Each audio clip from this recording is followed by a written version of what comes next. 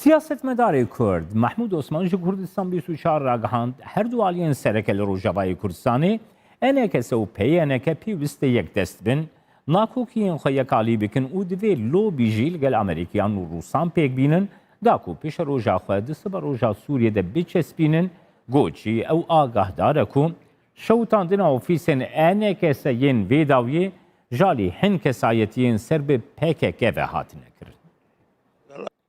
وساطة باشا بيني أنا كسا وبيني تفدم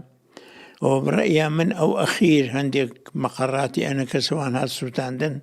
وعندي جماعتي متطرفي بككا كردونا وكمن بيستومة طبعا شتيشي قال خرابة وبرأيي من ندبوا بكن دبي أو هولي أمريكا لقال أوي كرد بقنايك باشا بلام دبي أمريكا لقال روسيا هەوڵ بدەن کورد بگاتە جنێف، کورد بگاتە نووسینی دەستور، چونکە حکوومەتی دیمەشق هیچ بۆ کورد پێ نییە ئەو مشکلەیە. مهم کورد ئەوەیە لە مستەقبەلی سووریا دەورە بێ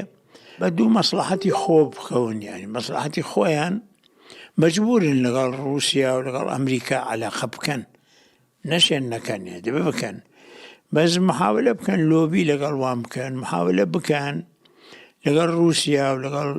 ئەمریکا بشکلێک بێک وان بچنە جنێف ئەو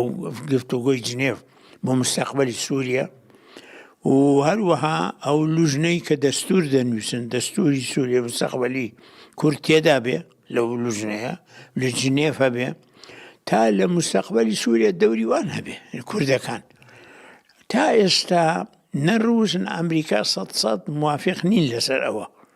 ولەبەر ئەوە کورد دەبێ گرتوو بێ لۆبی بکە محاولە بکە.